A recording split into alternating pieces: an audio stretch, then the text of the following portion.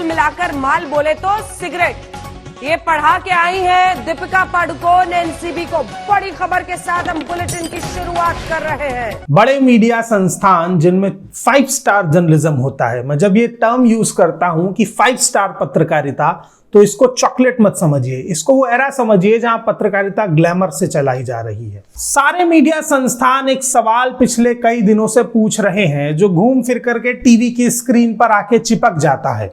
कई बार वो सवाल शीशा तोड़कर आता है तो कई बार आग के भीतर से निकल कर आ रहा होता है। सवाल है, माल है क्या? लेकिन सवाल ये भी है कि लॉकडाउन में जो मजदूर रोटी के लिए परेशान थे, जो मजदूर अपने घर पैदल जा रहे थे, जिन घरों के पास राशन नहीं था, टीवी मीडिया ने उनसे नहीं पूछा कि दाल है क्या, गेहूं है क्या, अनाज है क्या। ये वो सवाल थे जो मीडिया को पूछने चाहिए थे मगर नहीं पूछे गए। लेकिन माल को लेकर के इस देश का टीवी मीडिया बहुत उत्सुक मालूम पड़ता है।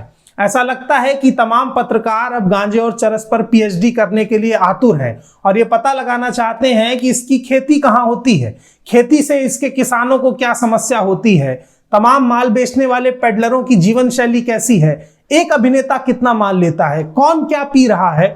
इन तमाम चीजों की बहस हो रही है, लेकिन किसानों की जो स्थिति है, जो गेहूं की स्थिति है, जो फसलों की स्थिति है, उस पर बात नहीं हो रही है। ऐसा क्यों होता है? इस देश में जो चीज आवश्यक नहीं है वो इस देश की मीडिया का केंद्र बन जाती है और इस देश की 60% आबादी जो गेहूं, चावल और मक्का से चलती है, वो गांजे चरस की बात करने पर क्यों मजबूर हो जाती है? कभी ये सवाल आपके जहन में आया है? कभी आपको लगता है कि बड़े बड़े मीडिया चैनल मुंबई और बॉलीवुड की खबरों के आसपास ही क्यों घूम रहे हैं? पहले पेज 3 का एक अलग सेक्शन हुआ करता था और बॉलीवुड जर्नलिज्म का एक अलग सेक्शन हुआ करता था। राजनीतिक खबरें अलग स्पेस लिया करती थी और जन सरोकार की खबरों का एक अलग स्पेस होता था। अब आप रिपब्लिक टीवी के चैनल को देखेंगे तो आपको लगेगा कि सिर्फ एक ही सेक्शन बचा है। वो सेक्शन है सलमान खान तुम कहां हो, फलाने एक्टर तुम कहां हो, उद्धव ठाकरे तुम कहां हो। गांजे चरस की इस बहस में अगर अनाज खो जाएगा तो किसान भी खो जाएगा।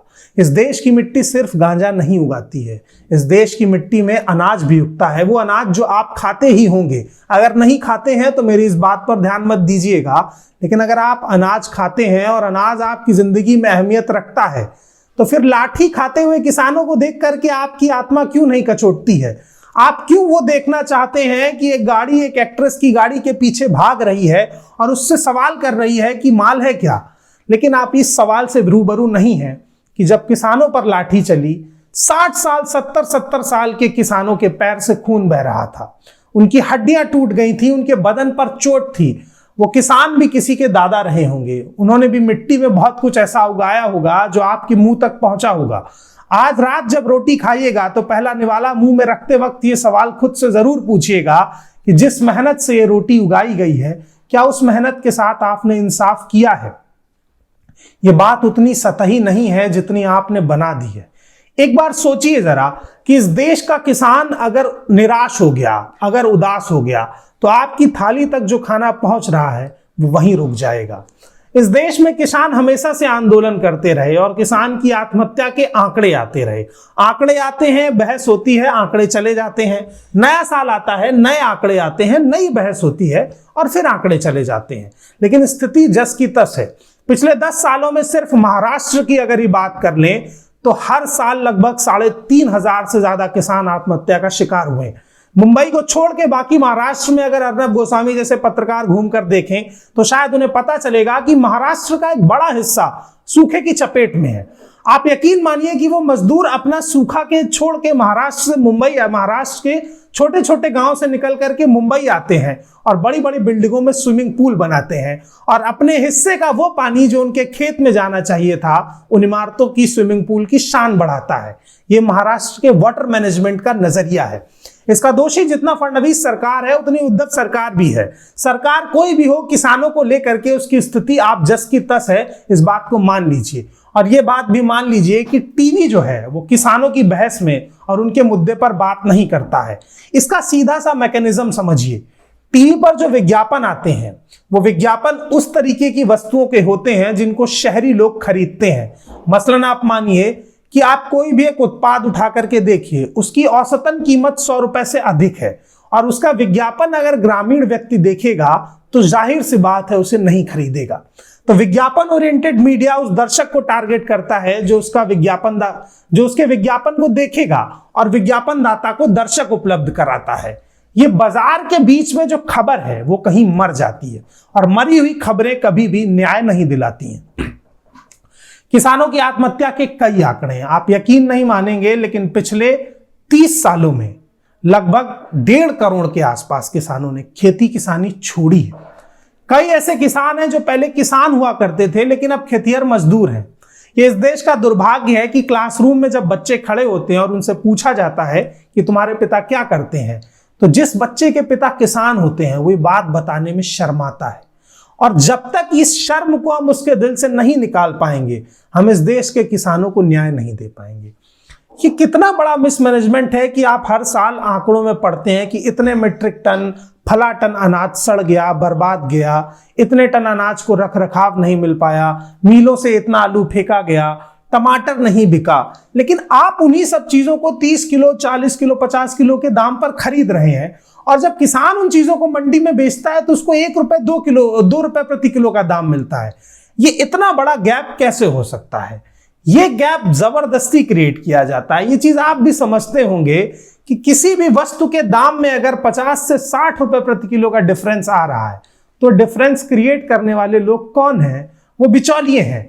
और सरकार की बिना सह के कितने बिचौलिए जिंदा रह सकते हैं, या प्रशासन की साठ गांठ के बिना कितने बिचौलिए जिंदा रह सकते हैं?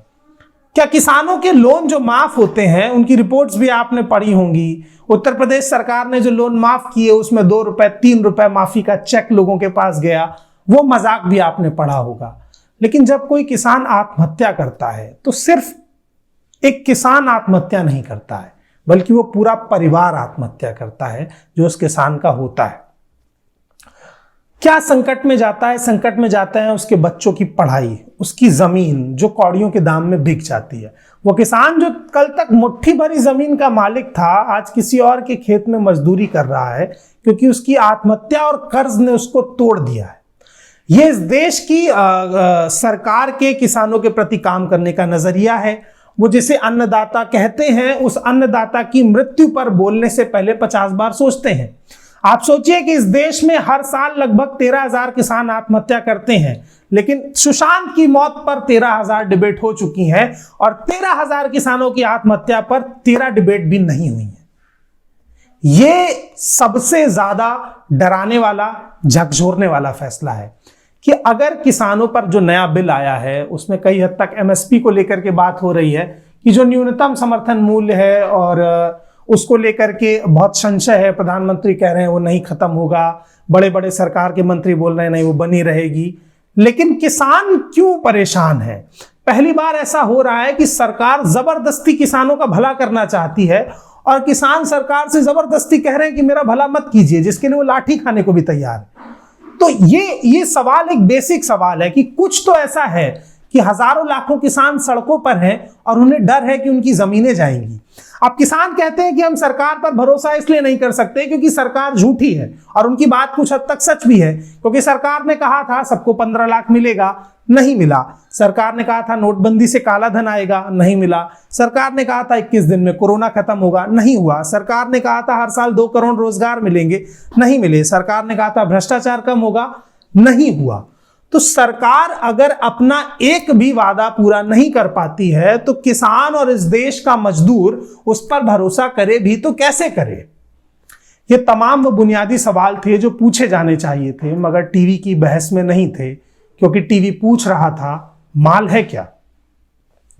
मैं जब भी इस बहस को टीवी पर देखता हूं तो सोचता हूं कि आपसे बात करूंगा कि आप तमाम लोग जब उस टीवी चैनल की टीआरपी के झंडे को बुलंद कर रहे होते हैं और हैशटैग माल है क्या के साथ ट्वीट कर रहे होते हैं, तब आपको कभी महसूस होता है कि आपकी जरूरत तो गेहूं है, तो क्यों नहीं पूछा गया कि गेहूं है क्या, दाल है क्या, मक्का है क्या? अगर ये सारे सवाल आपने समय रहते पूछे होते तो 13,000 किसान जो हर साल मर रहे हैं शायद बच गए होते।